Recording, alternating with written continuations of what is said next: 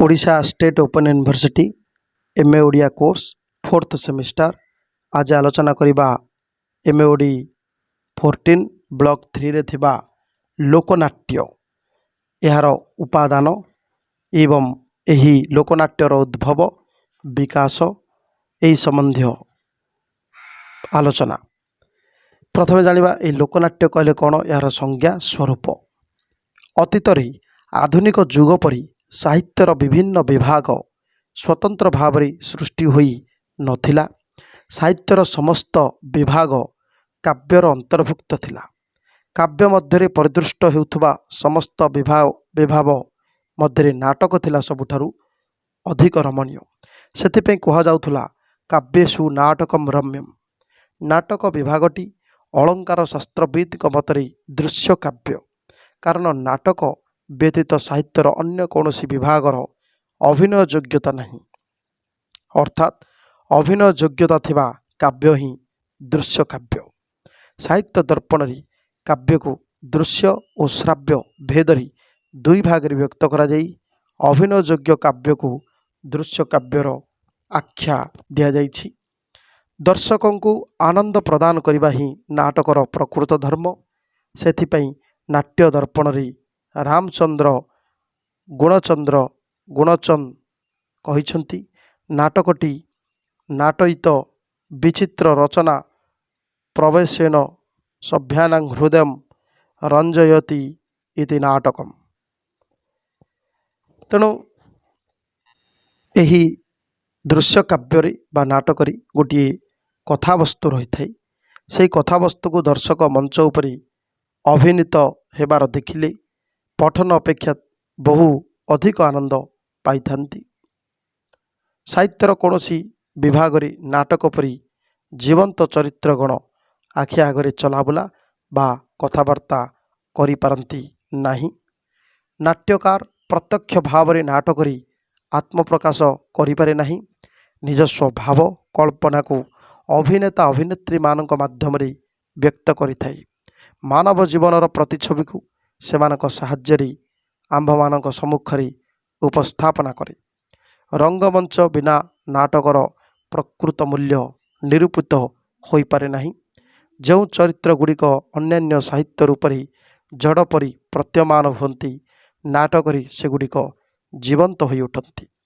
साहित्यर अन्यान्य विभाग तुलन नाटक रचना अपेक्षाकृत कष्टसाध्य। दृश्य दर्शक मंच और अभिनेता मध्य समन्वय स्थापित होई न पारिले नाटक मूल्य न हो पड़ा संगे संगे कलात्मक मूल्य मध्य हरई बसे। सेथिपई नाट्यकार को नाटक रचना करने समय प्रथमतः दर्शकों रुचिबोध ग्रहण करिवार योग्यता और मानसिक प्रवृत्ति एवं द्वितीय मंचरे नाट्य प्रयोग तथा अभिनय कौशल सुजोग संपर्क अभिहित रहिबाकु पड़िबो। एही दृष्टिकोण नाटक को जुग रुचि अनुजाई परिवर्तनशील एक कला बोली मध्य कहा जाई पारे। नाट्यकार नाटक जो रस सृष्टि करिवे तार परिवेशन दायित्व अभिनेतांकर एवं आस्वादन दायित्व संपूर्ण रूपे दर्शकों। तेणु नाट्यकार अभिनेता एवं दर्शक यही तीन पात्रंकर अनुपातिक समन्वय नाटक को एक सार्थक कलात्मक रूप प्रदान करिपारे। एही परिप्रेक्षी नाटक को कहा जाए एक मिश्रित कला। लोकवृत्तिर अनुकरण द्वारा नाटक रचित होइथिबा विषय भरत मुनि स्वीकार करिसंती निजर नाट्यशास्त्र रे। मनुष्यर जीवन सहित नाटक ओतप्रोत भाव जड़ित। ता जीवनर कथावस्तु दृश्य माध्यम इथिरी प्रकाश लाभ करिथिबारु अन्यान्य विभाग तुलन यही विभागटी एते प्रिय। साहित्यर अन्यान्य विभाग जितेबले स्रष्टा निजर मनोभाव को प्रत्यक्ष भाव तांकर सृष्टि माध्यम प्रकाश करि पारंती, सेतेबले नाट्यकार परोक्ष भाव चरित्र मानक माध्यम निजर वक्तव्य को उपस्थापन करिथांती। पुणी चरित्र मुखरे वक्तव्य उपस्थापन कला बेले पात्रमुखी भाषा प्रदान करने आवश्यक हेउथबारु नाट्यकार को प्रति पदक्षेप ସତର୍କତା ଅବଲମ୍ବନ କରିବାକୁ ପଡ଼ିଥାଏ। ବର୍ତ୍ତମାନ ଜାଣିବା ଲୋକନାଟ୍ୟର ଉପାଦାନ ଗୁଡ଼ିକ କ'ଣ କ'ଣ। ଲୋକନାଟ୍ୟ ଗ୍ରାମୀଣ ଜନତାର ଅନ୍ତର୍ନିହିତ ରୋମାଣ୍ଟିକ୍ ଭାବାବେଗ ଓ ବ୍ୟକ୍ତିସତ୍ତାର ସାମୂହିକ ପରିପ୍ରକାଶ। ଏହି ପରିପ୍ରକାଶ ଭିତରେ ଏକ ପ୍ରାକୃତିକ ପରିବେଶ ସଞ୍ଜାତ ନାନ୍ଦନିକତା ଓ ବୌଦ୍ଧିକତା ଉପଲବ୍ଧ। ଗ୍ରାମୀଣ ଜନତାଙ୍କ ଚିତ୍ତ ବିନୋଦନ ପାଇଁ ଓ ଅବସର ସମୟକୁ ଆନନ୍ଦ ମୁଖର କରିବା ଉଦ୍ଦେଶ୍ୟରେ ଏହି ଲୋକନାଟ୍ୟ ସୃଷ୍ଟି ଲାଭ କରିଥିଲା। ତା ଦୃଷ୍ଟି ସମ୍ମୁଖରେ ସଂସ୍କୃତ ନାଟ୍ୟର ବିରାଟ ପରମ୍ପରା ପଡ଼ି ରହିଥିଲେ ହେଁ ତାହା ଥିଲା ତା ପାଇଁ ସମ୍ପୂର୍ଣ୍ଣ ଭାବେ ଅବୋଧ୍ୟ ଓ ଦୁଷ୍ପ୍ରାପ୍ୟ। ତେଣୁ ନିଜର ରୁଚି ଓ ଇଚ୍ଛାର ପରିପୂର୍ତ୍ତି ପାଇଁ ସଂସ୍କୃତ ନାଟ୍ୟ ପରମ୍ପରା ସହିତ ସେ ତାର ଲୋକନାଟ୍ୟ ପରମ୍ପରାକୁ ଯୋଡ଼ି ଦେଇ ସମାନ୍ତରାଳ ଭାବରେ ଗତି କରିବାକୁ ଚାହିଁଛି। ଶିକ୍ଷିତ ସଭ୍ୟ ସମାଜଠାରୁ ବହୁ ଦୂରରେ ନଗର ସଭ୍ୟତାର ପ୍ରାଣକେନ୍ଦ୍ରର ବାହାରେ ଏ ଦେଶର ଯେଉଁ ସଂଖ୍ୟାଗରିଷ୍ଠ ଜନତା କାଳ କାଳରୁ ରହିଆସିଛନ୍ତି, ଲୋକନାଟକରେ ମୁଖ୍ୟତଃ ସେମାନଙ୍କର ଜୀବନ, ପ୍ରଥା, ବିଶ୍ୱାସ, ଆମୋଦ ପ୍ରମୋଦ ଏବଂ ଆଚାର ବିଚାରର ଏକ ସ୍ପଷ୍ଟ ଆଲୋଚନା କରାଯାଇଥାଏ। ଏଥିରୁ ଏହା ହିଁ ସ୍ୱୀକାର କରାଯାଇପାରେ ଯେ ଲୋକମଞ୍ଚରେ ପ୍ରସ୍ତୁତ ଏହି ଲୋକକଳା ସମାଜ ଜୀବନର ନିମ୍ନ ବର୍ଗର ଜନତାଙ୍କ ଦ୍ୱାରା ସେଇମାନଙ୍କ ପାଇଁ ପ୍ରସ୍ତୁତ କରାଯାଇଥିବା କଳା, ଯାହା ପୁଣି ଦେଶ କାଳ ସମସ୍ତ ସୀମାର ବହିର୍ଭୂତ ବାଧାବନ୍ଧନହୀନ ସରଳ ସ୍ୱଚ୍ଛନ୍ଦ ସ୍ୱାଭାବିକ ଲୋକମଞ୍ଚରେ ଜନଜୀବନର ଉଲ୍ଲାସମୟ ମୁହୂର୍ତ୍ତମାନ କରି କାଳ କାଳ ଧରି ବ୍ୟକ୍ତ ହୋଇ ଆସିଛି। ଲୋକନାଟ୍ୟ ସ୍ରଷ୍ଟା ତା ସୃଷ୍ଟିରୁ ଉପାଦାନ ନିମିତ୍ତ କାହା ପାଖରେ ହାତ ପାତି ନାହିଁ। ତାର ଦୈନନ୍ଦିନ ଜୀବନର ଅଶ୍ରୁ ସଜଳ ଇତିହାସ ପୁରାଣର କଥାକୁ ସମାଜ ସମ୍ମତ କରି ପ୍ରକାଶ କରିଯାଇଛି। ଓଡ଼ିଶାର କୃଷକ କେବଳ କୃଷି କାର୍ଯ୍ୟରେ ନିଜକୁ ବୁଡ଼େଇ ରଖି ନାହିଁ, ଆବଶ୍ୟକତା ଅନୁଯାୟୀ ଦେଶ ରକ୍ଷା କାର୍ଯ୍ୟରେ ସୈନିକ ରୂପେ ଧାରଣ କରୁଥିଲେ। ଅନ୍ୟାନ୍ୟ କୌଣସି କାର୍ଯ୍ୟ ନଥିଲା ବେଳେ ସନ୍ଧ୍ୟା ସମୟରେ ବିଭିନ୍ନ ପୁରାଣ ଶ୍ରବଣ, ଭାଗବତ ପାଠ କରି ଆଧ୍ୟାତ୍ମିକ ରସ ପିପାସାକୁ ଚରିତାର୍ଥ କରୁଥିଲେ। ନିଜର ପୁଣି ଆବଶ୍ୟକତା ବେଳେ ପୁରାଣର ବିଭିନ୍ନ ଘଟଣା ଓ ଚରିତ୍ରକୁ ଅବଲମ୍ବନ କରି ବିଭିନ୍ନ ପ୍ରକାର ଅଭିନୟ କରୁଥିଲେ। ସେତେବେଳେ ତା ଦୃଷ୍ଟିରେ ବଳରାମ ଜଣେ ଦେବତା ନ ହୋଇ ସାଧାରଣ କୃଷକ ଭାବରେ ପରିଚିତ ହୋଇଯାଉଥିଲା। ରାମ ଲକ୍ଷ୍ମଣ ସାଧାରଣ କୃଷକ ପରି ଜମିରେ କୃଷି କାର୍ଯ୍ୟ କରୁଥିଲେ। ତେଣୁ ପୁରାଣ ନିଜର ଦୈନନ୍ଦିନ ଜୀବନର ସୁଖ ଦୁଃଖ ରୂପକ ବିଚିତ୍ର ଅନୁଭୂତି, ରହସ୍ୟମୟ ବିଶ୍ୱ, ବିଭିନ୍ନ କାରୁକଳା ଏବଂ ସାମରିକ ଅଭିଜ୍ଞତା ଆଦି ଥିଲା ଏହି ଲୋକନାଟ୍ୟ ପାଇଁ ଗୋଟିଏ ଗୋଟିଏ ଅପୂର୍ବ ଉପାଦାନ। ବର୍ତ୍ତମାନ ଆଲୋଚନା କରିବା ଏହି ଲୋକନାଟକର ଉଦ୍ଭବ ଏବଂ ବିକାଶ କିପରି ହୋଇଥିଲା। ଲୋକନାଟକର ଉଦ୍ଭବ ଓ ବିକାଶ ସମ୍ପର୍କରେ ନାନା ମତ ପରିଲକ୍ଷିତ ହୋଇଥାଏ। ତେବେ ଭରତଙ୍କ ନାଟ୍ୟଶାସ୍ତ୍ରରେ ବ୍ୟବହୃତ ହୋଇଥିବା ଲୋକଧର୍ମୀ ଆଉ ନାଟ୍ୟଧର୍ମୀ ଶବ୍ଦ ଦ୍ୱାରା ଏହାର ପ୍ରାଚୀନତାକୁ ଅନୁମାନ କରାଯାଇପାରେ। ବୈଦିକ ଯୁଗରେ ମନୋରଞ୍ଜନ ନିମିତ୍ତ ବିଭିନ୍ନ ପ୍ରକାର ଅଭିନୟ କରାଯାଉଥିବାର ସୂଚନା ମିଳିଥାଏ। ବୌଦ୍ଧ ନିକାୟ ଗୁଡ଼ିକରେ ଉଲ୍ଲିଖିତ ହୋଇଥିବା ନଟ, ଶୋଭନିକ ଇତ୍ୟାଦି ଶବ୍ଦରୁ ଖ୍ରୀଷ୍ଟପୂର୍ବ 4th ଶତକ ବେଳକୁ ଏକ ସମୃଦ୍ଧ ନାଟ୍ୟ ପରମ୍ପରାର ଉପସ୍ଥିତି ଅନୁମାନ କରାଯାଇଥାଏ। ସେହିପରି ପାଣିନି ନାଟ୍ୟସୂତ୍ରାକାର ଶିଳାଳୀ ଏବଂ କୃଶାଶ୍ୱ ଏ ସମ୍ପର୍କରେ ମଧ୍ୟ ବର୍ଣ୍ଣନା କରିଛନ୍ତି। ଅଶୋକ ଏବଂ ଖାରବେଳଙ୍କ ଶିଳାଲେଖରେ ସମାଜ ନାମକ ଯେଉଁ ଶବ୍ଦଟିର ବ୍ୟବହାର ଦେଖିବାକୁ ମିଳିଥାଏ, ତାହା ନାଟ୍ୟଭିନୟ ବ୍ୟତୀତ ଅନ୍ୟ କିଛି ନୁହେଁ ବୋଲି ପଣ୍ଡିତମାନେ ମତବ୍ୟକ୍ତ କରନ୍ତି। ଅଶୋକଙ୍କ ରାଜତ୍ୱ କାଳରେ ନାଟ୍ୟକଳାର ଉନ୍ନତି ହୋଇନଥିବା ବିଷୟ ମଧ୍ୟ କିଛି ପଣ୍ଡିତମାନେ ସ୍ୱୀକାର କରନ୍ତି। ମାତ୍ର ଖାରବେଳଙ୍କ ସମୟରେ ଏହାର ଆଶାନୁରୂପକ ପ୍ରସାର ହୋଇଥିଲା। ମହାଭାରତ ଆଦି ପ୍ରାଚୀନ ଗ୍ରନ୍ଥମାନଙ୍କରୁ ନାଟ୍ୟକଳା ସମ୍ପର୍କରେ କିଛିଟା ପ୍ରମାଣ ମିଳିଥାଏ। ଅନୁକରଣ ମାଧ୍ୟମରେ ମନୋରଞ୍ଜନ ମାନବର ଏକ ସହଜାତ ପ୍ରବୃତ୍ତି। ମଣିଷର ସୃଷ୍ଟି ସହିତ ଏହାର ଉଦ୍ଭବ ଏବଂ ମାନବ ଜାତିର ବିବର୍ତ୍ତନ ସହିତ ଏହାର କ୍ରମିକ ବିକାଶ ଧାରା ଜଡ଼ିତ। ଅର୍ଥହୀନ ନୃତ୍ୟ, ସଂଳାପହୀନ ଅବଲୟ, ଛନ୍ଦହୀନ ଧ୍ୱନି ଏଇଥିରୁ ହିଁ କାଳକ୍ରମେ ନୃତ୍ୟ, ଅଭିନୟ ଏବଂ ସଙ୍ଗୀତ ସୃଷ୍ଟି ହୋଇଥିବା ସମ୍ଭବପର। ଏଥିରେ ମିଶି ରହୁଥିଲା ଭିଜା ମାଟିର ଗନ୍ଧ, ବନ ପକ୍ଷୀର କାକଳି ଏବଂ ଗିରି ନଦୀର କୁଳୁକୁଳୁ ତାନ। ବିବର୍ତ୍ତନର ପ୍ରବାହରେ ଏହାରି ମଧ୍ୟରୁ ହୁଏତ ଦିନେ ଆତ୍ମପ୍ରକାଶ କରିଥିଲା ଗ୍ରାମ ଭାରତର ଅଜସ୍ର ଜନତାଙ୍କର ମନୋରଞ୍ଜନ ଏକମାତ୍ର ମାଧ୍ୟମ ଲୋକନାଟକ। ଏହାର ଭାଷା ଥିଲା ସେ କାଳର ଗ୍ରାମୀଣ ଜନତାଙ୍କ ଭଳି ଛଳନାହୀନ, ଅନଳଙ୍କୃତ। ଆଦିମାନବ ବିଭିନ୍ନ ଉତ୍ସବ ଅନୁଷ୍ଠାନ ସମୟରେ ବା ଧାର୍ମିକ ବିଧିବିଧାନ ପାଳନ ସମୟରେ ବିଭିନ୍ନ ପ୍ରକାର ଅଭିନୟ କରି ନିଜର ଆନନ୍ଦ ଓ ଭାକ୍ତିକତା ପ୍ରମାଣ କରିଥିଲା। ବୌଦ୍ଧ ଧର୍ମର ବିକାଶ ସମୟରେ ଉଚ୍ଚନୀଚ ଭେଦଭାବ ପ୍ରଥାକୁ ସମ୍ପୂର୍ଣ୍ଣ ଭାବରେ ଅସ୍ୱୀକାର କରାଯାଇଥିଲା। ଲୋକମାନଙ୍କ ମନରେ ଏହାର ପ୍ରଭାବକୁ ଅତୁଟ ରଖିବା ପାଇଁ ନୀତିଧର୍ମ ଅନ୍ତରାଳରେ ଲୋକଧର୍ମ ଓ ଲୋକଚିତ୍ତକୁ ଆନନ୍ଦ ଦେବା ଉଦ୍ଦେଶ୍ୟରେ ବିଭିନ୍ନ ଆଖ୍ୟାନମାନଙ୍କୁ ପ୍ରଚାର କରାଗଲା। ଏହି ସମୟରେ ହିନ୍ଦୁ ଧର୍ମର ବିଭିନ୍ନ ପୌରାଣିକ ଆଖ୍ୟାନକୁ ଅବଲମ୍ବନ କରି ନାଟକମାନ ରଚନା କରାଯିବାକୁ ଆରମ୍ଭ ହେଲା। ହିନ୍ଦୁ ଧର୍ମର ପ୍ରଚାର ଓ ପ୍ରତିଷ୍ଠା ଥିଲା ପ୍ରଥମ ଉଦ୍ଦେଶ୍ୟ ଏବଂ ଲୋକଙ୍କର ମନୋରଞ୍ଜନ କରିବା ଥିଲା ଦ୍ୱିତୀୟ ଉଦ୍ଦେଶ୍ୟ। ଦଶମ ଏକାଦଶୀ ଶତାବ୍ଦୀ ବେଳକୁ ଯେତେବେଳେ ସଂସ୍କୃତ ନାଟକ ମାତ୍ରା କେତେକ ଦରବାର ଓ ରାଜନ୍ୟ ମଣ୍ଡଳୀ ମଧ୍ୟରେ ସୀମାବଦ୍ଧ ହେବାକୁ ଲାଗିଲା, ତାର ଭାବ ଓ ବୌଦ୍ଧିକତା ସାଧାରଣ ବ୍ୟକ୍ତିଙ୍କ ନିକଟରେ ପହଞ୍ଚି ନ ପାରିଲା। ଠିକ୍ ସେତିକିବେଳେ ଲୋକନାଟକ ଲୋକମାନଙ୍କର ନିକଟତର ହେବାକୁ ଲାଗିଲା। ସଂସ୍କୃତ ନାଟକ ଏବଂ ଲୋକନାଟକ ସମାନ୍ତରାଳ ଭାବରେ ଗତି କରୁଥିବା ସମୟରେ ଲୋକନାଟକ ଅଧିକ ଭାବରେ ଲୋକପ୍ରିୟତା ଅର୍ଜନ କରିବାକୁ ଲାଗିଲା। ଫଳରେ ସଂସ୍କୃତ ନାଟକରେ ପ୍ରାକୃତ ଭାଷାର ପ୍ରୟୋଗ ହେଲା।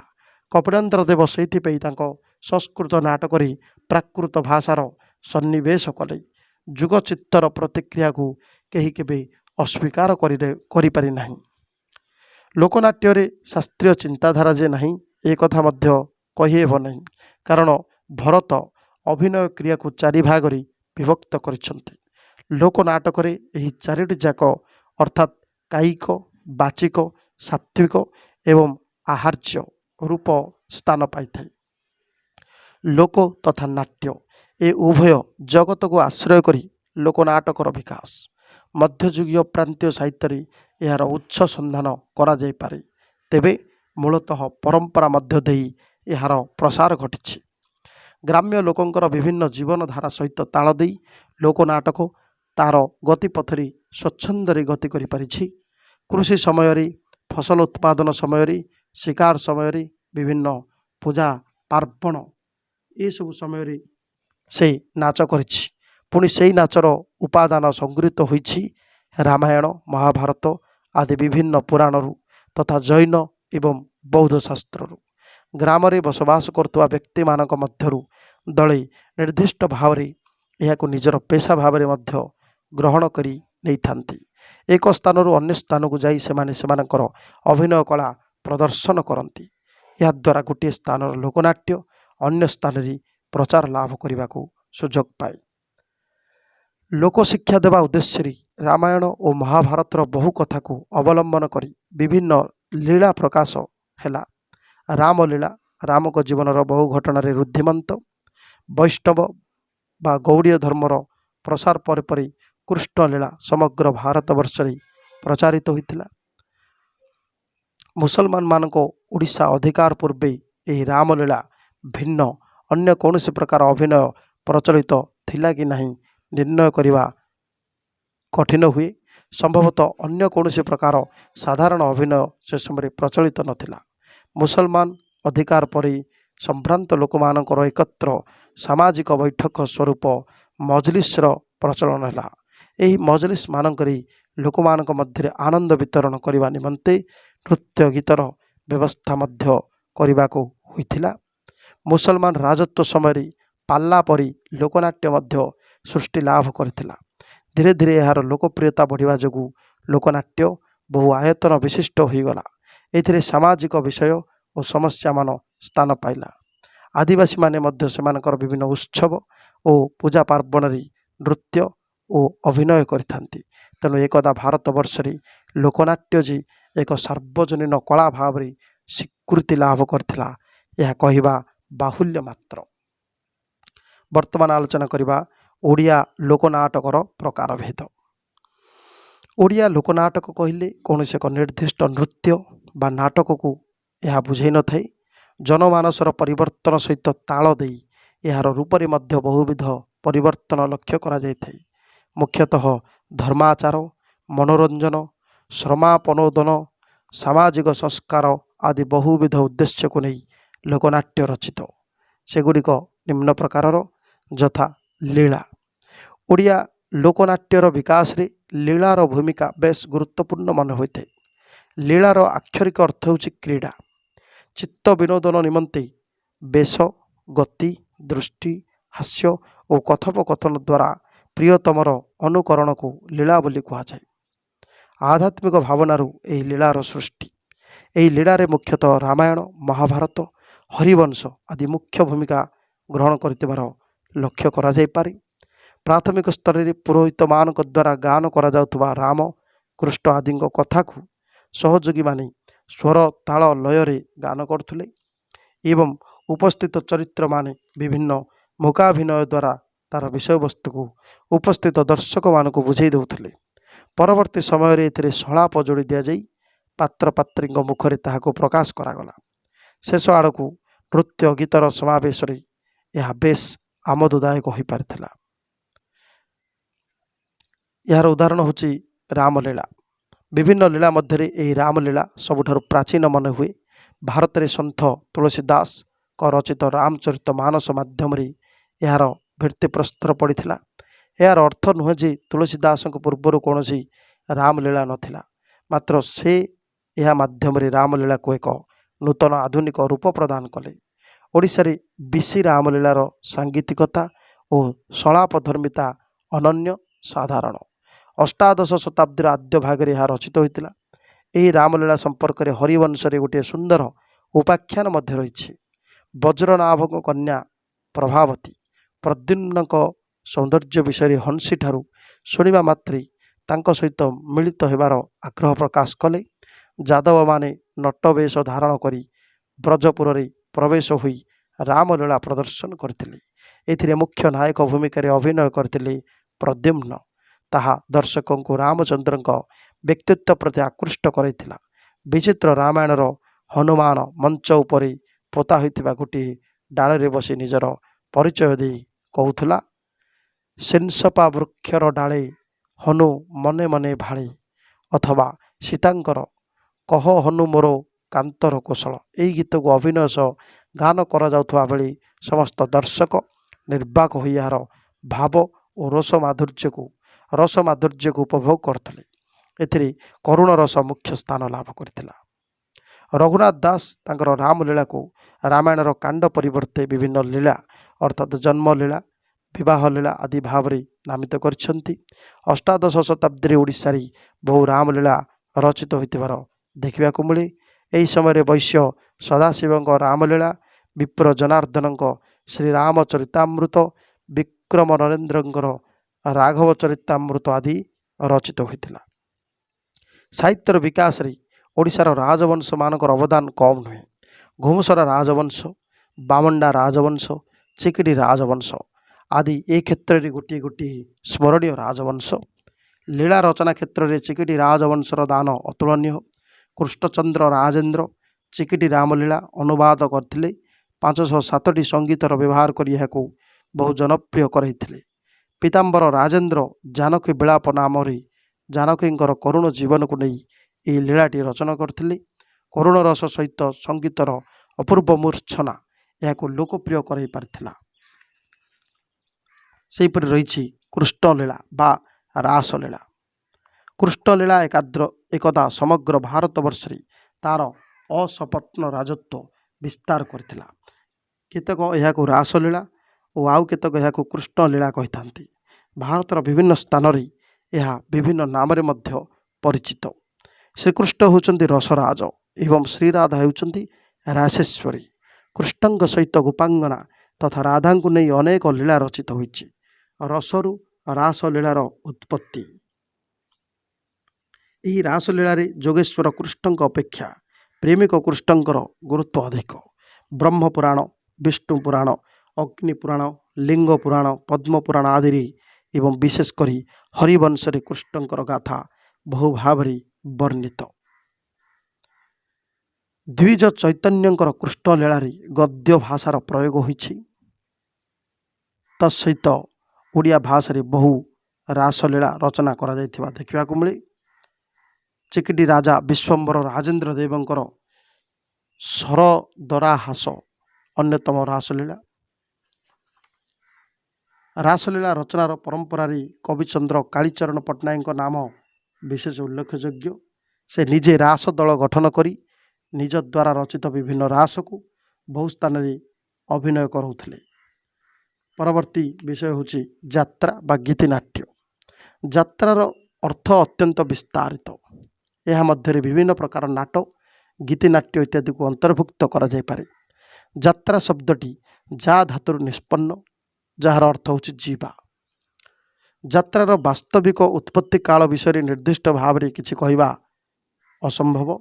साधारणतः कौन मेला स्थान को धर्म उपलक्ष्य अनेक लोक यात्रा करने समय बाटरी चित्त विनोदन निमंते यात्रार सृष्टि बोली पंडित माने मत दियंती।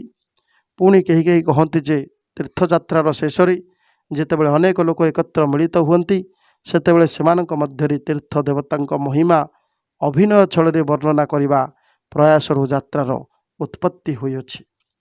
यात्रार विषयवस्तु मुख्यतः पौराणिक बा ऐतिहासिक होता है। बेले बेले एथिरे काल्पनिक विषयवस्तुर आरोप मध्य करा जायथाय। अपेरा विषयवस्तु और यात्रा विषयवस्तु मध्य विशेष पार्थक्य परिदृष्ट होई न थाए। यात्रारे संलाप और संगीत रस सृष्टि समान भाव में अंशग्रहण करिथांती। संगीत एथिरे रस संचारर मुख्य तथा अपरिहार्य आभिमुख्य। नाटक और यात्रार संगीत संयोजना मध्य पार्थक्य परिलक्षित होता है। नाटकर संगीत संयोजना स्थान, काल, पात्रर औचित्य उपर निर्भरशील। यह रस संचारर उपाय न कही रस सृष्टिर उपयुक्त उपादान कहले मध्य अत्युक्ति हेब नाही। सेहीपरि आ गोटे है सुआंग। भारतीय लोकनाट्य परंपरार सुआंगर रचना बहु प्राचीन। वैयाकरणिक पाणिनि समय सुआंग एक जनप्रिय लोकनाट्य थिला बोली अनुमान करा जाय। पतंजलि शुद्धा, शोभनिक बा सौभिक नामक जो सब शब्द व्यवहार करछन्ति ताहा ही सुआंग शब्दर मूल बोली पंडितगण कहन्ति। चर्या गीतिकार सुआंग शब्दर प्रयोग होइछि। केतेक सौभांग शब्दरू सुआंग शब्द आसीछि बोली मत दियंती। शिक्षादान अपेक्षा मनोरंजन होछि यार मुख्य उद्देश्य। धर्म सहित यार संपर्क आदौ नाही। यार कथावस्तु मुख्यतः श्रृंगार रस प्रधान। जदिओ केतेक स्थल वीर रसर व्यवहार होइछि किंतु गद्यर व्यवहार नहीं। सबु श्रेणीर चरित्र मानक एथिरे अबाध प्रवेश रही। सारला दास द्वारा रचित लक्ष्मी नारायण वचनिका को डॉक्टर बंशीधर महांती सुआंगर आदिम रूप बोली कहिछन्ति। बलराम दास लक्ष्मी पुराण मध्य सुआंग पर्याय अछि। सेहीपरि बंधु नायक सुलोचना हरण सुआंग रचना करथिले। एथिरे रचित पात्र पात्री मानकर प्रवेशर से सूचना देइथांती। मझिरे मझिरे पहलीर व्यवहार होता है।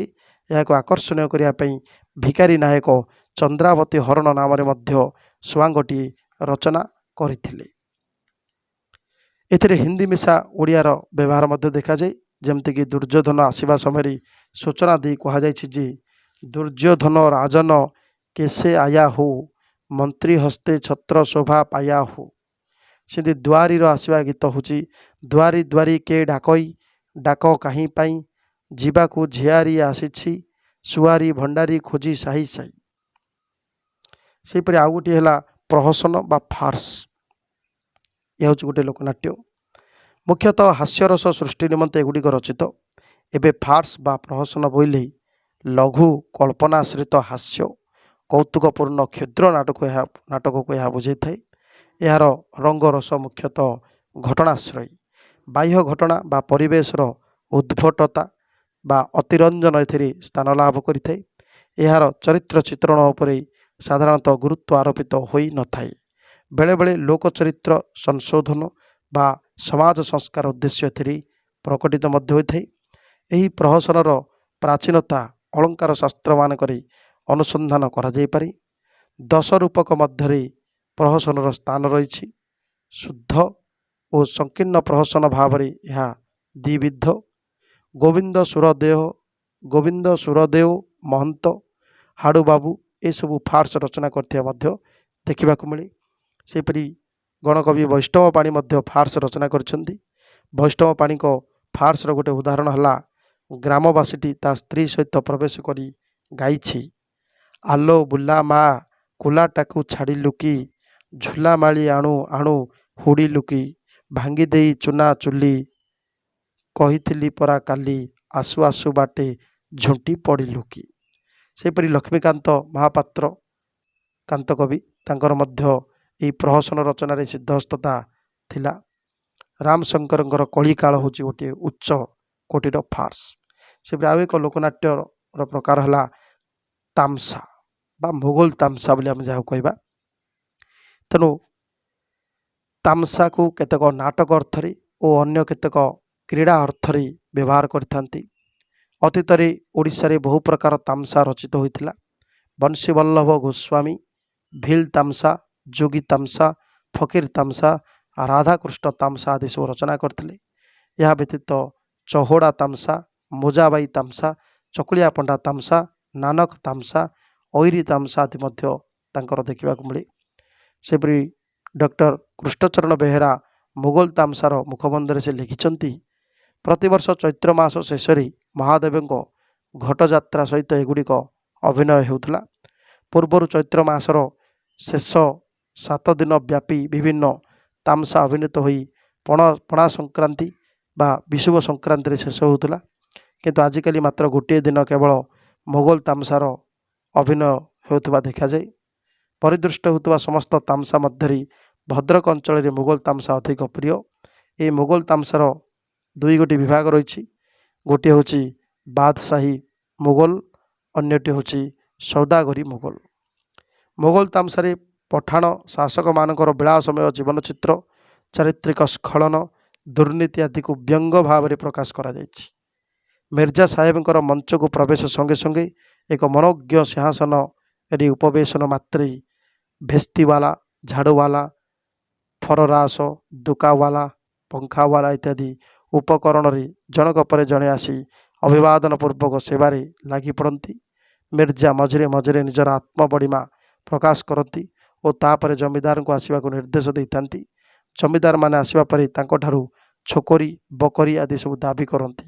ଶେଷରେ ମଞ୍ଚର ଉପରକୁ ଆସେ ଗଉଡ଼ୁଣୀ। ମିର୍ଜା ତାର ପ୍ରୀତିଭିକ୍ଷା କରନ୍ତି।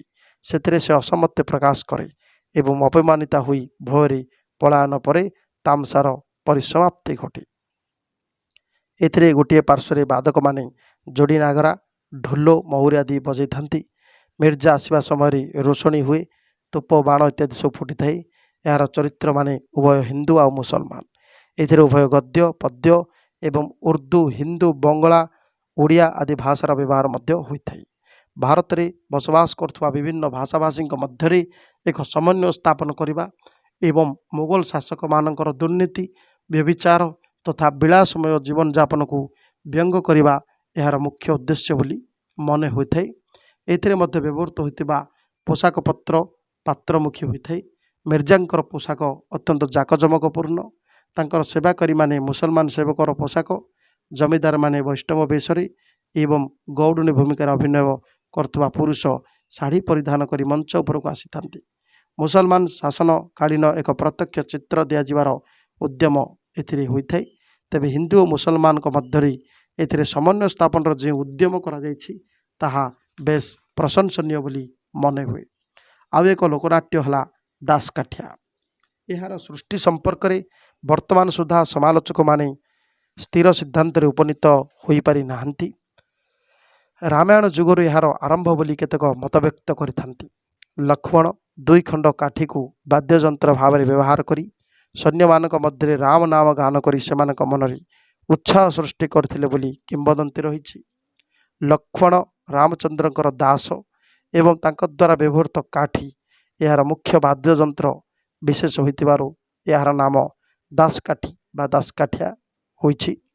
ଆଉ ଏକ ଲୋକନାଟ୍ୟ ହେଲା ଦଣ୍ଡନାଟ। ଦାଣ୍ଡରେ ନାଚୁଥିବାରୁ ବା ଏକ ଦଣ୍ଡ ଅର୍ଥାତ୍ ବାଡ଼ିକୁ ଶିବ ଗୌରୀଙ୍କ ପ୍ରତୀକ ଭାବରେ ପୂଜା କରାଯାଉଥିବାରୁ ଏହାର ନାମ ଦଣ୍ଡନାଟ। ପୂଜା କରାଯାଉଥିବା ଦଣ୍ଡଟିକୁ ସିନ୍ଦୁର ଓ ରଙ୍ଗୀନ ଲୁଗାରେ ସଜ୍ଜିତ କରାଯାଇଥାଏ।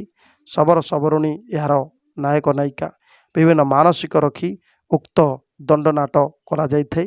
ସନ୍ତାନ ଲାଭ, ବ୍ୟାଧିରୁ ମୁକ୍ତି ଓ ପୁଣ୍ୟ ଅର୍ଜନ ଉଦ୍ଦେଶ୍ୟରେ ଲୋକମାନେ ଖର୍ଚ୍ଚ ଦେଇ ଏହା କରିଥାନ୍ତି।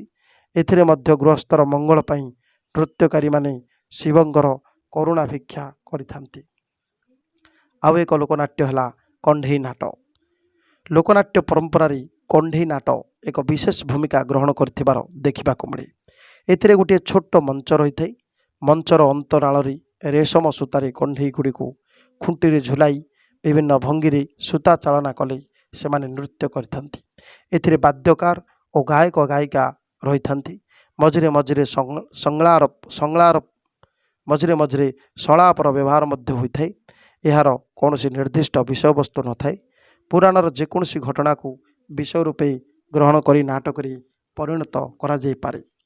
ଓଡ଼ିଶାରେ ଏପର୍ଯ୍ୟନ୍ତ ସେପରି କୌଣସି ନିର୍ଦ୍ଦିଷ୍ଟ ନାଟ୍ୟ କଣ୍ଢେଇ ମଞ୍ଚ ପାଇଁ ରଚନା କରାଯାଏ ନାହିଁ ବୋଲି ଡକ୍ଟର କୁଞ୍ଜ ବିହାରୀ ଦାସ କହନ୍ତି। କଣ୍ଢେଇ ନାଟ ଲୋକନାଟକର ବିଚିତ୍ର ଭୂମିକାରେ ଏକ ଶକ୍ତିଶାଳୀ ପ୍ରକରଣ। ନାଟର ଚରିତ୍ର, ସଂଳାପ, ଗୀତ, ବାଦ୍ୟ, କାହାଣୀ ଓ ଉଦ୍ଦେଶ୍ୟ ଆଦି ବିଭିନ୍ନ କ୍ଷେତ୍ରରେ ଅନ୍ୟ ଲୋକନାଟକ ସହିତ ଏହାର ଆତ୍ମିକ ସମ୍ପର୍କ ଥିଲେ ସୁଦ୍ଧା ପରିବେଷଣ କ୍ଷେତ୍ରରେ ଏହା ସେଗୁଡ଼ିକ ଠାରୁ ବହୁ ଭାବରେ ସ୍ୱତନ୍ତ୍ର। କଣ୍ଢେଇ ନାଟରେ ଲୋକନାଟକର ସକଳ ବିଭାବ ଥାଏ। କେବଳ ନଥାନ୍ତି ଅଭିନେତା ଅଭିନେତ୍ରୀ।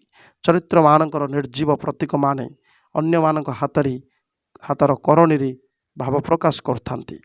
କଣ୍ଢେଇ ନାଟରେ ଶରୀରଧାରୀମାନଙ୍କର ଆବିର୍ଭାବ ନଥିଲେ ମଧ୍ୟ ମନର ସକଳ କ୍ରିୟା ପ୍ରତିକ୍ରିୟା ଏହି କଣ୍ଢେଇମାନଙ୍କ ମାଧ୍ୟମରେ ରୂପାୟିତ ହୋଇଥାଏ। ଏହି କଣ୍ଢେଇ ସୂତା କଣ୍ଢେଇ ନାଚ, ଯାହାକି ଓଡ଼ିଶାର ଗଞ୍ଜାମ ଜିଲ୍ଲାର ଭଞ୍ଜନଗର ବ୍ଲକ ଅନ୍ତର୍ଗତ ବଡ଼କୋଦଣ୍ଡା ଗାଁରେ କଣ୍ଢେଇ ନାଟ ସୃଷ୍ଟି ହୋଇଥିବା ପଣ୍ଡିତମାନେ ମତ ବ୍ୟକ୍ତ କରନ୍ତି। ଆଉ ଗୋଟିଏ ଲୋକନାଟ୍ୟ ହେଲା ଗୋଟିପୁଅ ନାଟ। ଅତୀତରେ ଶ୍ରୀ ଜଗନ୍ନାଥଙ୍କ ସମ୍ମୁଖରେ ମାହାରୀ ନୃତ୍ୟ ହେବା ଏକ ପରମ୍ପରା ଥିଲା। ଜଗନ୍ନାଥଙ୍କୁ ଆନନ୍ଦ ଦେବା ଉଦ୍ଦେଶ୍ୟରେ ଏପରି ନୃତ୍ୟର ଅବତାରଣା କରାଯାଇଥିଲା। ପରବର୍ତ୍ତୀ ସମୟରେ ସେହି ମାହାରୀ ନୃତ୍ୟ ଗୋଟିପୁଅ ନାଚ ଭାବରେ ଆତ୍ମପ୍ରକାଶ କଲା। ଗୋଟିପୁଅ ନାଚରେ ବିଭିନ୍ନ ନୃତ୍ୟ ମାଧ୍ୟମରେ ସୁମଧୁର ସଙ୍ଗୀତ ଓ ନୃତ୍ୟ ଦ୍ୱାରା ରାଧାକୃଷ୍ଣଙ୍କର ବିଭିନ୍ନ ଲୀଳା ବାଦ୍ୟଯନ୍ତ୍ରମାନଙ୍କରେ ସାହାଯ୍ୟରେ ଗାୟନ କରାଗଲା।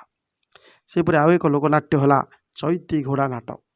ଚୈତି ଘୋଡ଼ା ନାଟର ଏକ ସମୃଦ୍ଧ ପରମ୍ପରା ଥିବା ଲକ୍ଷ୍ୟ କରାଯାଇଥାଏ। ଚୈତ୍ର ପୂର୍ଣ୍ଣିମା ଦିନ ଏହି ନାଟ ହୋଇଥାଏ। ଚୈତ୍ର ପୂର୍ଣ୍ଣିମା ହେଉଛି କୈବର୍ତ୍ତମାନଙ୍କର ଏକ ସ୍ମରଣୀୟ ପର୍ବ। ଚୈତି ଘୋଡ଼ାରେ ଶକ୍ତି ସ୍ୱରୂପିଣୀ ବାସେଳୀଙ୍କୁ ଆରାଧନା କରାଯାଇଥାଏ। ଅଚ୍ୟୁତାନନ୍ଦ ଦାସଙ୍କ କୈବର୍ତ୍ତ ଗୀତାରେ ଏହାର ଉଦ୍ଭବ ଓ ବିକାଶ ସମ୍ପର୍କରେ ଆଲୋଚନା ହେବା ସଙ୍ଗେ ସଙ୍ଗେ କୈବର୍ତ୍ତ ଜାତିର ଇତିହାସ ମଧ୍ୟ ରହିଛି।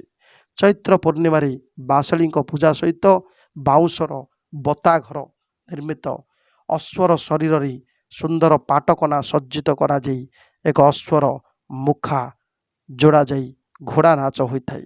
ବାଉଁଶ ଚିରାଯିବା ପୂର୍ବରୁ ତାହାକୁ ପୂଜା କରାଯାଇଥାଏ। କୈବର୍ତ୍ତମାନେ ଶୋଭାଯାତ୍ରାରେ ଏହି ଘୋଡ଼ାକୁ ନେଇ ବିଭିନ୍ନ ସ୍ଥାନରେ ନୃତ୍ୟ ପରିବେଷଣ କରିଥାନ୍ତି। ପୁଣି ଏଥିରେ ଚଢ଼େୟା ଚଢ଼େୟାଣୀ ଅଥବା ରାଉତ ରାଉତାଣୀ ବିଭିନ୍ନ ଗୀତର ଆବୃତ୍ତି କରିବା ସଙ୍ଗେ ସଙ୍ଗେ ପାରମ୍ପରିକ ନୃତ୍ୟ ପରିବେଷଣ କରିଥାନ୍ତି। ଢୋଲ ଏବଂ ମହୁରୀ ବାଦ୍ୟଯନ୍ତ୍ର ଦ୍ୱାରା ସେମାନଙ୍କର ମଧୁର ସ୍ୱର ଏବଂ ଉଦ୍ଦାମ ନୃତ୍ୟରେ ଦାଣ୍ଡ ମୁଖରିତ ହୋଇଉଠେ। ଗ୍ରାମ ଦାଣ୍ଡ ମୁଖରିତ ହୋଇଉଠେ।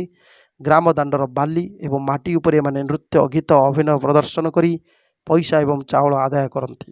ଚଢ଼େୟା ଏବଂ ଚଢ଼େୟାଣୀଙ୍କର ବିଭିନ୍ନ ପ୍ରଶ୍ନୋତ୍ତରରେ ଲୋକଶିକ୍ଷା ସହିତ ମନୋରଞ୍ଜନ ବ୍ୟବସ୍ଥା ରହିଥାଏ। ଚଢ଼େୟାଣୀ ପ୍ରଶ୍ନ ପଚାରେ ଚଢ଼େୟାକୁ, କଳା ଚାରି ଜାତି କହରେ ନାଗର, କଳା ଚାରି ଜାତି କହ, କଳା ଚାରି ଜାତି ନ କହି ପାରିଲେ ନାଗରରେ ଗୋଡ଼ ଘଷି ଦେବୁ ରହ। ଏହାର ଉତ୍ତର ଅତ୍ୟନ୍ତ ରସବ୍ୟଞ୍ଜକ ଭାବରେ ଦେଇ ଚଢ଼େୟା କହିଥାଏ, କାଉ ତ କଳାକୁ କୋଇଲି କଳା ଲୋ, କଳା ତ ବିଲ ମଇଁଷି, ଆଉ ଯେବେ କଳା ପଚାରୁ ନାଗରିଲୋ, କଳା ତୋ ମୁଣ୍ଡର କେଶୀ। ତେଣୁ ଏଭଳି ପ୍ରଶ୍ନ ଉତ୍ତର ମାଧ୍ୟମରେ ନୃତ୍ୟ ଗୀତ ସବୁ ଚାଲୁ ରହିଥାଏ। ଏହାରି ମଧ୍ୟରେ ସେମାନେ ସେମାନଙ୍କର ପରିଚୟ ପ୍ରଦାନ କରିବା ସଙ୍ଗେ ସଙ୍ଗେ ତାହାର ସୁଖ ଦୁଃଖ ଆଶା ଆକାଂକ୍ଷା ସବୁ ପ୍ରକାଶ କରିଥାନ୍ତି। ସେହିପରି ଆଉ ଏକ ଲୋକନାଟ୍ୟ ହେଲା ଛଉ ନାଟ। ଛଉ ଶବ୍ଦର ଉତ୍ପତ୍ତି ଓ ଅର୍ଥ ସମ୍ପର୍କରେ ମତ ପାର୍ଥକ୍ୟ ଲକ୍ଷ୍ୟ କରାଯାଇଥାଏ। ଷଢ଼େଇ କଳାରେ ଛଉର ଅର୍ଥ ହେଉଛି ମୁଖା। ଏହି ନୃତ୍ୟରେ ମୁଖାର ବ୍ୟବହାର କରାଯାଉଥିବାରୁ ଏହାକୁ ଛଉ ନାଚ ବା ଛଉ ନାଟ ବୋଲି କୁହାଯାଏ। ଅନ୍ୟ ଏକ ଶବ୍ଦ ଛାଉଣି, ଏଥିରୁ ଛଉ ଶବ୍ଦ ଆସିଥିବା କଥା ମଧ୍ୟ ପ୍ରଚଳିତ। ଏ ଦେଶର ପାଇକମାନେ ସମ୍ରାଟ ଅଶୋକଙ୍କ ଠାରୁ ଆରମ୍ଭ କରି ଗଜପତି ପ୍ରତାପରୁଦ୍ର ଦେବଙ୍କ ପର୍ଯ୍ୟନ୍ତ ପ୍ରାୟ ଦୀର୍ଘ 2000 ବର୍ଷ ଧରି ଭାରତର ବିଭିନ୍ନ ରଣକ୍ଷେତ୍ରରେ ବିଜୟ ହାସଲ କରିଥିଲେ। କିନ୍ତୁ ବିଜୟ ଅଭିଯାନ ନଥିବା ଅବସ୍ଥାରେ ପାଇକମାନେ ନିଜ ନିଜ ଛାଉଣିରେ ସମରାଭ୍ୟାସ ଛଳରେ ବିଭିନ୍ନ ଅଙ୍ଗଭଙ୍ଗୀ ପ୍ରଦର୍ଶନ ପୂର୍ବକ ଅଭିନୟ ମଧ୍ୟ କରୁଥିଲେ। ତେଣୁ ଏହି ଛାଉଣି ଶବ୍ଦରୁ ଛଉର ଉତ୍ପତ୍ତି ହୋଇଥିବା ଅନୁମାନ କରାଯାଏ। ଭାରତୀୟ ଲୋକନାଟ୍ୟ ପରମ୍ପରାକୁ ଓଡ଼ିଶାର ଛଉ ନୃତ୍ୟ ଏକ ବିଶେଷ ଅବଦାନ କହିଲେ ଅତ୍ୟୁକ୍ତି ହେବ ନାହିଁ। ଓଡ଼ିଶାର ମୟୂରଭଞ୍ଜ ଅଞ୍ଚଳରେ ଏହା ଏକ ଲୋକପ୍ରିୟ ନାଟ୍ୟ। ଭାରତରେ ଛଉ ନୃତ୍ୟର 3ଟି ବିଭାଗ ଭିନ୍ନ ଭିନ୍ନ ସ୍ଥାନରେ ପରିଲକ୍ଷିତ ହୋଇଥାଏ। ତାହା ହେଉଛି ଓଡ଼ିଶାର ମୟୂରଭଞ୍ଜ, ବିହାରର ଷଢ଼େଇକଳା ଏବଂ ପଶ୍ଚିମବଙ୍ଗର ପୁରୁଲିଆ। ସେହିପରି ଆଉ ଏକ ଲୋକନାଟ୍ୟ ହେଲା ଡାଲଖାଇ। ଡାଲଖାଇ ପଶ୍ଚିମ ଓଡ଼ିଶାର ଏକ ଲୋକପ୍ରିୟ ନୃତ୍ୟ। ଡାଲଖାଇ ବ୍ରତଧାରିଣୀମାନେ ବଣ ଭିତରେ ଗଛର ଡାଳରେ ରହୁଥିବା ମଙ୍ଗଳା ବା ଦୁର୍ଗା, ଅନ୍ୟ ଅର୍ଥରେ କହିଲେ ଡାଳଖାଇ ଦେବୀଙ୍କୁ ସନ୍ତୁଷ୍ଟ କରିବା ପାଇଁ ଡାଲଖାଇ ନୃତ୍ୟ କରିଥାନ୍ତି। ଆଶ୍ୱିନ ମାସର ମହାଷ୍ଟମୀ ଠାରୁ ଆରମ୍ଭ ହୋଇ ଦଶହରା ଦିନ ପର୍ଯ୍ୟନ୍ତ 3 ଦିନ ଧରି ଏହାର ଆୟୋଜନ ହୋଇଥାଏ। ଡାଲଖାଇ ଗୀତର ଗୋଟିଏ ପଦ ନିମ୍ନ ପ୍ରକାରେ: ଡାଲ ଖାଇବୋ କୃଷ୍ଣ ଯାଇଥିଲେ ଯମୁନା କୂଲ, ରାଧା ଯାଇଥିଲେ ଆଣିବେ ଜଲ, ଧରି ନେଲେ ହାତ କଲା କହ୍ନାଇ, ଛାଡ଼ ବୋଇଲେ ସେ ଛାଡ଼ଇ ନାହିଁ, ଯୁବା ବୟସ ନନ୍ଦର ପିଲା, ଦେହ ତାର କଲା କଲା ଡାଲ ଖାଇବୋ। ତେଣୁ ଏପରି ଗୀତରେ ପୌରାଣିକତାର ସ୍ପର୍ଶ ଥିଲେ ହେଁ ଏହା ଯେ ଆଦିବାସୀ ଜୀବନର ଏକ ଦୈନନ୍ଦିନ ପରିଚିତ କ୍ରିୟା, ଏହା ଅସ୍ୱୀକାର କରାଯାଇ ନପାରେ। ସେହିପରି ଆଉ ଏକ ଲୋକନାଟ୍ୟ ହେଲା ରସରକେଲି। ରସରକେଲି ମଧ୍ୟ ପଶ୍ଚିମ ଓଡ଼ିଶାର ଏକ ଲୋକପ୍ରିୟ ନାଟ। ଡାଲଖାଇ ପରି ଏଥିରେ ମଧ୍ୟ ଅନୁରୂପ ବାଦ୍ୟର ବ୍ୟବହାର ହୋଇଥାଏ। ଉଭୟ ନୃତ୍ୟ ପରିବେଷଣ ରୀତି ଏକ ପ୍ରକାର। ଡାଲଖାଇର ଏକ ପ୍ରସାରିତ ସାମାନ୍ୟ ମାର୍ଜିତ ରୂପ ହେଉଛି ଏହି ରସରକେଲି। ଏଥିରେ ତରୁଣୀମାନେ ଗୀତ ଗାଇଥାନ୍ତି ନିମ୍ନ ପ୍ରକାରେ: ରସରକେଲି ବୋ ରସକୁ ରସିଆ କେରେ ଧାନ ଫୁଲ କଷିଆ, ମନ କଲେ ଘେନି ଦେମି ସୁନାର ଫାସିଆ, ସୁନାର ଫାସିଆ ନଜି ହଜି ନସି ଯିବା, ଅଣ୍ଟାକୁ ଗୁଞ୍ଜି ଦେଲେ ଉଇଲି ଯୁଗେ ଯୁଗେ ଯିବା, ରସ ଦେ ନର ଦେଇବୋ ରସରକେଲିକୁ। ସେହିପରି ଆଉ ଏକ ଲୋକନାଟ୍ୟ ହେଲା କରମା ନାଚ। କରମା ନୃତ୍ୟ ବି ପଶ୍ଚିମ ଓଡ଼ିଶାର ଅନ୍ୟତମ ଲୋକପ୍ରିୟ ନୃତ୍ୟ। ବିଭିନ୍ନ ଉପଜାତିର ଲୋକ ଏଥିରେ ଭାଗ ନେଇଥାନ୍ତି। ଏଥିରେ କର୍ମାସାନୀ ଓ କର୍ମା ମାନି ଆଦି ଦେବାଦେବୀଙ୍କ ଉଦ୍ଦେଶ୍ୟରେ ପୂଜା ଆରାଧନା କରାଯାଏ। କର୍ମ ଅନୁସାରେ ଏହି ଦେବାଦେବୀ ଫଳ ପ୍ରଦାନ କରିଥାନ୍ତି ବୋଲି ଏକ ଲୋକବିଶ୍ୱାସ ମଧ୍ୟ ପ୍ରଚଳିତ। ଭାଦ୍ରବ ଶୁକ୍ଳପକ୍ଷ ଏକାଦଶୀ ଦିନ ତରୁଣ ତରୁଣୀ ବିଭିନ୍ନ ବାଦ୍ୟଯନ୍ତ୍ର ବଜାଇ କର୍ମା ଗଛର ଡାଳଟିଏ ଆଣି ଆଖଡ଼ା ଘରେ କିମ୍ବା ଏକ ପ୍ରଶସ୍ତ ସ୍ଥାନରେ ପୋତି ଦେଇ ସେହି କର୍ମ ଦେବତାଙ୍କର ଆନନ୍ଦ ବିଧାନ ପାଇଁ ପୂଜାର୍ଚ୍ଚନା କରିବା ସହ ନାଚ ଗୀତ କରିଥାନ୍ତି। ସେମାନେ ଦେବତାଙ୍କୁ ସନ୍ତୁଷ୍ଟ କରିବା ପାଇଁ ଗାଇଥାନ୍ତି: ଗାଇବି କରମା ଗୀତ ମୂଲ ନାହିଁ ଆସେ, ଜୁହାର ଜୁହାର କରମା ସାନି ତୋତେ ହୋ, ପରସନ ହୁଅ ମୋତେ ହୋ, ନାଲି ସୂତା କେରି କେରି ବାଜେରେ ବାଁଶରୀ, ବନ୍ଧୁ ଗଲେ ପରବାସ ନ ଆସିଲେ ଫେରି, ଆଜି ଗୁରୁବାର ଆହେରେ କାଲି ଶୁକ୍ରବାର, ସମଧି ଘର ଦେଇ ଗଲେ ଖଜାଖିଆ ଭାର, ଭୋକ କଲେ ଘିନି ଦେମି ଖଜା 2 ପଇସାର, ଶୋଷ କଲେ ଘିନି ଦେମି ନବାତର ପାନି। ତେଣୁ ଗୋଟିଏ ଗ୍ରାମରୁ ଅନ୍ୟ ଗ୍ରାମକୁ ବୁଲି ବୁଲି ତରୁଣ ତରୁଣୀମାନେ ଏହିପରି ସବୁ ଗୀତ ଗାଇଥାନ୍ତି। ଏହା ମଧ୍ୟ ଶୃଙ୍ଗାର ରସ ପ୍ରଧାନ। ତରୁଣ ତରୁଣୀ ମନର ଅଭିଳାଷ ଏଥିରେ ପ୍ରକାଶ ଲାଭ କରିଥାଏ। ଆଉ ଏକ ଲୋକନୃତ୍ୟ ହେଲା ଘୁମୁରା ନାଚ। ଘୁମୁରା ହେଉଛି ମାଟି ନିର୍ମିତ ହାଣ୍ଡି ଆକୃତି ପଦାର୍ଥ ଉପରେ ଗୋଧି ଚର୍ମ ଦ୍ୱାରା ଆବୃତ କରାଯାଇଥିବା ଏକ ପ୍ରକାର ବାଦ୍ୟଯନ୍ତ୍ର ବିଶେଷ। ଏହାକୁ ବାଦ୍ୟଯନ୍ତ୍ର ଭାବରେ ବ୍ୟବହାର କରାଯାଇ ଯେଉଁ ନାଟକ କରାଯାଏ ତାହା ହେଉଛି ଘୁମରା ନାଚ। ଉଭୟ ହାତର ବ୍ୟବହାରରେ ଏହା ବଜାଯାଇଥାଏ। ପୁରୁଷମାନେ ମୁଖ୍ୟତଃ ଏହାର ନୃତ୍ୟକାରୀ। ଗୋଟିଏ ଗୋଟିଏ ଦଳରେ 7-8 ଜଣ କଳାକାର ରହିଥିବାର ଦେଖାଯାଏ। ପାଇକ ଛାଉ ଉପରେ ପାଟ ଲୁଗା ପିନ୍ଧି ତା ଉପରେ ଚିତ୍ର ବିଚିତ୍ର ଛିଟର ଏକ କପଡ଼ା ଗୁଡ଼େଇ ଦିଆଯାଇଥାଏ। ମୁଣ୍ଡରେ ମୟୂର ପୁଚ୍ଛର ମୁକୁଟ ପିନ୍ଧି ନୃତ୍ୟକାରୀ ନୃତ୍ୟ କରିଥାନ୍ତି। ପ୍ରଥମେ ବାଦ୍ୟ ବଜାଇ ନୃତ୍ୟ କରି ବୃତ୍ତାକାରରେ ବୁଲନ୍ତି। ଦେବାଦେବୀଙ୍କର ବନ୍ଦନା ଶେଷରେ ବିଭିନ୍ନ ବୋଲର ତାଳରେ ନୃତ୍ୟ ଆରମ୍ଭ ହୋଇଥାଏ। ପୁରାଣ ବା ରାମାୟଣ ଆଦିରୁ କାହାଣୀ ଏଥିରେ ବର୍ଣ୍ଣନା କରାଯାଏ। ଦଶହରା, ନୂଆଖାଇ ଏବଂ ବିଭିନ୍ନ ପ୍ରକାର ଉତ୍ସବ ଅନୁଷ୍ଠାନ ଆଦିରେ ଏହାର ଆୟୋଜନ ରହିଛି। ବଲାଙ୍ଗୀର, ସୁନ୍ଦରଗଡ଼, କଳାହାଣ୍ଡି ଆଦି ସବୁ ଜିଲ୍ଲାରେ ଏହି ଘୁମରା ନାଚର ଲୋକପ୍ରିୟତା ଅଧିକ। ସେହିପରି ଆଉ ଏକ ନାଟ୍ୟ ହେଲା ସଞ୍ଚାର। ଏହା ଏକ ଗଣନୃତ୍ୟ। କେତେକ ଏହାକୁ ବାହକ ନାଟ ବୋଲି ମଧ୍ୟ କୁହନ୍ତି। ଏଥିରେ ମୃଦଙ୍ଗ ବଜାଉଥିବା ବ୍ୟକ୍ତି ନୃତ୍ୟ କରିଥାଏ। ଏହାଙ୍କ ସହିତ ଝାଞ୍ଜ ବଜାଉଥିବା କଳାକାରମାନେ ସବୁ ସହଯୋଗ କରିଥାନ୍ତି। ରାମାୟଣ, ମହାଭାରତ ବା ପୁରାଣ ଆଦିରୁ ଉପାଖ୍ୟାନ ସଂଗ୍ରହ କରାଯାଇ ସଙ୍ଗୀତ ମାଧ୍ୟମରେ ତା'ର ଗାୟନ ହୋଇଥାଏ। ଗାୟକ ଦର୍ଶକମାନଙ୍କୁ ଆନନ୍ଦ ଦେବା ଉଦ୍ଦେଶ୍ୟରେ ମଝିରେ ମଝିରେ ହାସ୍ୟ ରସାତ୍ମକ, ବ୍ୟଙ୍ଗାତ୍ମକ ଓ ପ୍ରେମମୂଳକ ଗୀତ ମଧ୍ୟ ଗାୟନ କରନ୍ତି। ରଙ୍ଗୀନ ବସ୍ତ୍ର ସହିତ ପରଯୁକ୍ତ ପଗଡ଼ି ପିନ୍ଧି ନୃତ୍ୟକାରୀ ଆକର୍ଷଣୀୟ ପାଦ ପକାଇ କଳା କୌଶଳର ସହ ବିଭିନ୍ନ ନୃତ୍ୟ ପରିବେଷଣ କରିଥାନ୍ତି। ବର୍ତ୍ତମାନ ଆଲୋଚନା କରିବା ଏଇ ଯେଉଁ ଓଡ଼ିଆ ଲୋକନାଟ୍ୟ ଗୁଡ଼ିକ, ଏଥିରେ କିପରି ରହିଛି ସାମାଜିକତା। ଓଡ଼ିଆ ଲୋକନାଟ୍ୟ ଗୁଡ଼ିକରେ ଲୋକ ଜୀବନର ସ୍ୱାଭାବିକ ହସ, କାନ୍ଦ, ସୁଖ, ଦୁଃଖ, ଚାଲିଚଳନ, ଆଚାର ବ୍ୟବହାର ଆଦି ପ୍ରାକୃତିକ ଭାବରେ ଫୁଟି ଉଠିଛି। ଏହାର ଅନ୍ତରାଳରେ ଯେପରି ସାଧାରଣ ଲୋକର ଆନନ୍ଦମୟ ମୁହୂର୍ତ୍ତ ଗୁଡ଼ିକ ସାକାର ହୋଇଛି, ସେହିପରି ତା'ର ସାମାଜିକ ଜୀବନର ବହୁ ଅନୁଭୂତି ଓ ଅଭିଜ୍ଞତା ଅନାବିଳ ଭାବରେ ଫୁଟି ଉଠିଛି। ଓଡ଼ିଶାବାସୀ ମୁଖ୍ୟତଃ ଧର୍ମପ୍ରାଣ। ଧର୍ମ ବ୍ୟତିରେକେ ସେ ନିଜର ଅସ୍ତିତ୍ୱକୁ ମଧ୍ୟ କଳ୍ପନା କରିପାରେ ନାହିଁ। ତା'ର ଦୈନନ୍ଦିନ ଜୀବନର ଆଚାର ବିଚାର ଭଲ ମନ୍ଦ ଧର୍ମ ଦ୍ୱାରା ନିୟନ୍ତ୍ରିତ। ପ୍ରାତଃରୁ ବିଛଣା ତ୍ୟାଗ କରିବା ମାତ୍ରେ ସେ ପରମେଶ୍ୱରଙ୍କୁ ଦିନଟି କିପରି ସୁରୁଖୁରୁରେ କଟିବ ସେ ସମ୍ପର୍କରେ ପ୍ରାର୍ଥନା କରିଥାଏ। ତେଣୁ ଦିନର ବିଭିନ୍ନ କାର୍ଯ୍ୟ ମଧ୍ୟରେ ବ୍ୟସ୍ତ ରହି ରାତିରେ ପୁଣି ବିଛଣାକୁ ଯିବା ସମୟରେ ଦୈନିକ କାର୍ଯ୍ୟାବଳୀକୁ ବିଶ୍ଳେଷଣ କରି ଈଶ୍ୱରଙ୍କ କୃପାରେ ସଫଳତା ଲାଭ କରିଥିଲେ କୃତଜ୍ଞତାରେ ଶିର ନତ କରେ, ଅଥବା ଅସଫଳ ହୋଇଥିଲେ ସେ ଅଭିମାନ କରେ ବା ଈଶ୍ୱର ତାକୁ ପରୀକ୍ଷା କରୁଛନ୍ତି ଭାବି ସେ ଈଶ୍ୱରଙ୍କ ଇଚ୍ଛା କହି ପରମ ଶାନ୍ତିରେ ନିଦ୍ରା ଯାଏ। ତା'ର ଏହି ଧାର୍ମିକ ଭାବନାରୁ ହିଁ ସୃଷ୍ଟି ହୁଏ ବିଭିନ୍ନ ଲୀଳା ନାଟ୍ୟ, ଯଥା ରାମଲୀଳା, କୃଷ୍ଣଲୀଳା, ଭାରତ ଲୀଳା ଇତ୍ୟାଦି।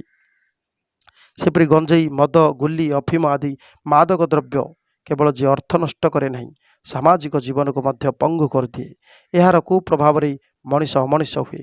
ବୈଷ୍ଣବ ପାଣି ତାଙ୍କର ଗୀତିନାଟ୍ୟ ଗୁଡ଼ିକରେ ଏହାର କୁପରିଣତି ସମ୍ପର୍କରେ ସୂଚାଇ ଦେଇ ପରୋକ୍ଷରେ ଏହାକୁ ବର୍ଜନ ପାଇଁ ନିର୍ଦ୍ଦେଶ ଦେଇଛନ୍ତି। ପାଣି ଧୋବଣୀ ଫାର୍ସରେ ମଦ୍ୟପାନ ବିଷୟରେ ସୂଚନା ଦେଇ କହିଛନ୍ତି, ଛି ଛି ମଦ ଖାଇବି ନାହିଁ ମୁଁ, କଳା ପାଣି ପରି ଦିଶେ, ସେହି କଳା ପାଣି ପେଟରେ ପଡ଼ିଲେ 14 ଭୁବନ ଦିଶେ।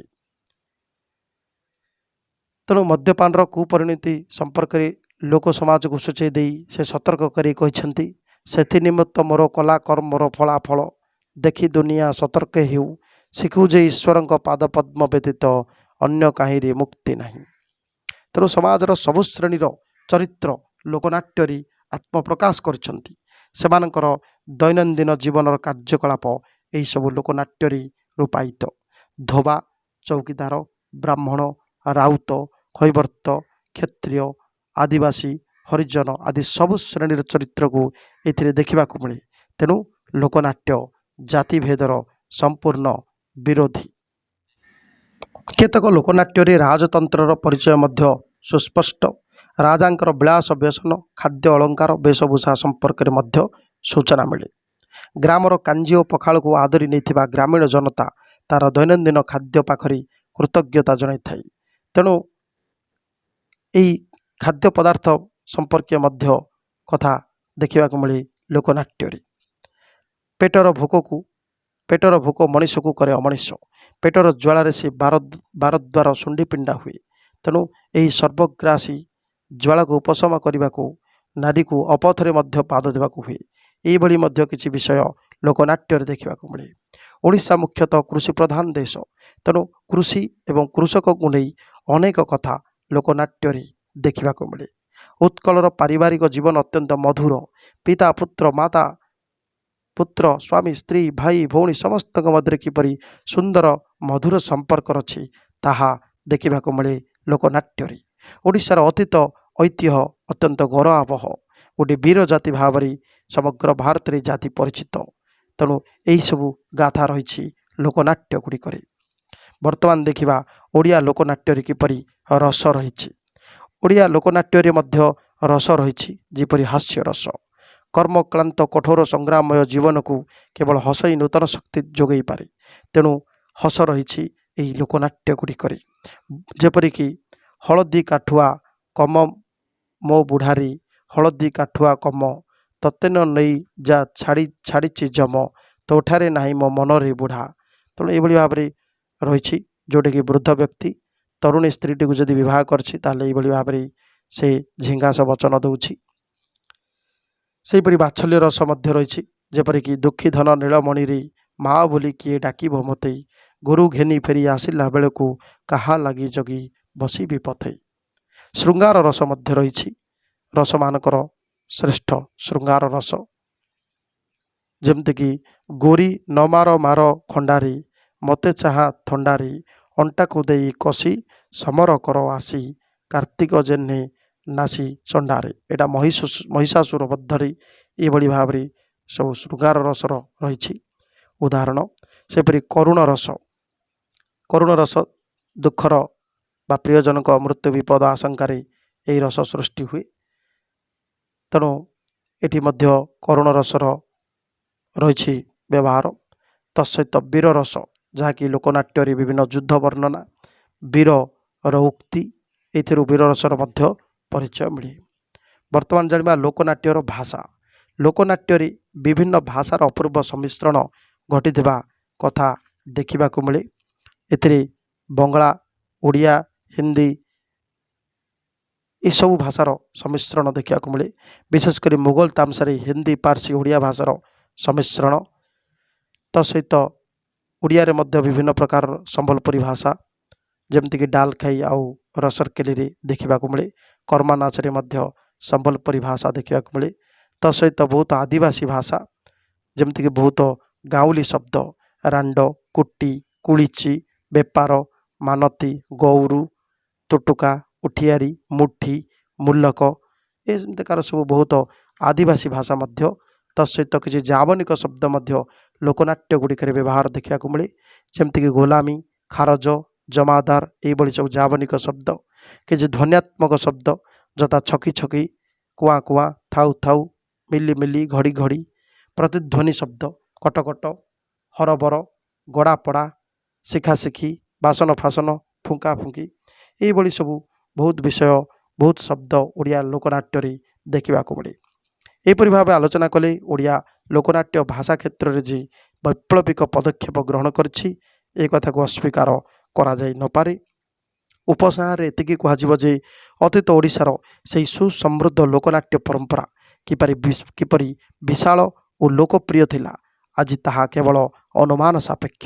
ଲକ୍ଷ ଲକ୍ଷ ଆଦିବାସୀଙ୍କ ମନୋରଞ୍ଜନ କରିବା ସଙ୍ଗେ ସଙ୍ଗେ ସେମାନଙ୍କୁ ଯେପରି ଐକ୍ୟ ସୂତ୍ରରେ ଆବଦ୍ଧ କରିଥିଲା, ବର୍ତ୍ତମାନ ତାହା ଭାବିଲେ ବିସ୍ମିତ ହେବାକୁ ପଡ଼େ।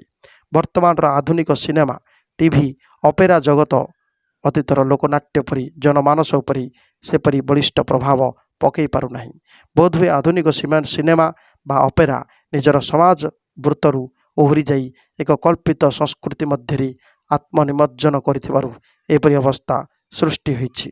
ହୁଏତ ଏହା ସାମୟିକ ଭାବରେ ଲୋକଚିତ୍ତକୁ ଚମକାଇ ଦେଇପାରେ ବା ତା'ର କାଳ୍ପନିକ ଆଡ଼ମ୍ବରପୂର୍ଣ୍ଣ ମୋହରି ମୋହିତ କରିପାରେ, ମାତ୍ର ତା'ର ନିରନ୍ତର ଆବେଦନ ବା ପ୍ରଭାବ କେବଳ ସାଧାରଣ ଜନତା ଉପରେ ପଡ଼ିବ ନାହିଁ। ସୁଖର କଥା, ବର୍ତ୍ତମାନ ନାଟ୍ୟକାରମାନେ ଅତୀତର ସେହି ଲୋକନାଟ୍ୟର ଲୋକପ୍ରିୟତାକୁ ବିଭିନ୍ନ ପରୀକ୍ଷା ନିରୀକ୍ଷା ମାଧ୍ୟମରେ ନିଜର ନାଟକମାନଙ୍କରେ ପରିବେଷଣ କରିବାକୁ ଆଗେଇ ଆସୁଛନ୍ତି ଏବଂ ବହୁ କ୍ଷେତ୍ରରେ ସଫଳ ମଧ୍ୟ ହେଉଛନ୍ତି। ତେଣୁ ବିଂଶ ଶତାବ୍ଦୀର ଶେଷ ଭାଗରେ ବିସ୍ତୃତ ସେହି ଲୋକନାଟ୍ୟ ଧାରା ପୁଣି ଯେପରି ଏମାନଙ୍କ ହାତରେ ଚଳଚଞ୍ଚଳ ହୋଇ ଉଠୁଛି, ଏହା କମ୍ ଗୌରବ ଓ ଗର୍ବର କଥା ନୁହଁ। ମନୋରଞ୍ଜନ ଦାସ, ବିଜୟ ମିଶ୍ର, ରତ୍ନାକର ଚୋହିନୀ, କାର୍ତ୍ତିକ ଚନ୍ଦ୍ର ରଥ, ରମେଶ ଚନ୍ଦ୍ର ପାଣିଗ୍ରାହୀ ଓ ଆହୁରି ଅନେକ ନାଟ୍ୟକାର ସେହି ଲୋକନାଟ୍ୟ ଧାରାର ଆଧୁନିକ ସଂସ୍କାର କରି ତାକୁ ଯେପରି ଆଧୁନିକ ସମାଜମୁଖୀ କରାଇବାକୁ ଚେଷ୍ଟା କରିଛନ୍ତି, ସେଥିପାଇଁ ବାସ୍ତବରେ ସେମାନେ ଧନ୍ୟବାଦର ପାତ୍ର। ଲୋକନାଟ୍ୟ ଲୋକ ଜୀବନଧାରାର ଅବିଚ୍ଛେଦ୍ୟ ଅଙ୍ଗ। ଏହାକୁ ଅସ୍ୱୀକାର କରି ଲୋକ ଜୀବନକୁ କେବେ ପରିକଳ୍ପନା କରାଯାଇ ନପାରି। ସେଥିପାଇଁ ଅତୀତ ହୋଇ ବି ଆମ ପାଖରେ ସେଇ ଚିର ବର୍ତ୍ତମାନ, ଅଚଳ ହୋଇ ବି ଚିରଚଞ୍ଚଳ, ମୃତ ହୋଇ ମଧ୍ୟ ଆଜି ଚିରଜୀବନ୍ତ। ଏହା ଥିଲା ଲୋକନାଟ୍ୟ, ଏହାର ପ୍ରକାରଭେଦ ଏବଂ ଏହା ସମ୍ପର୍କୀୟ ସବିଶେଷ ବିବରଣୀ। ଧନ୍ୟବାଦ।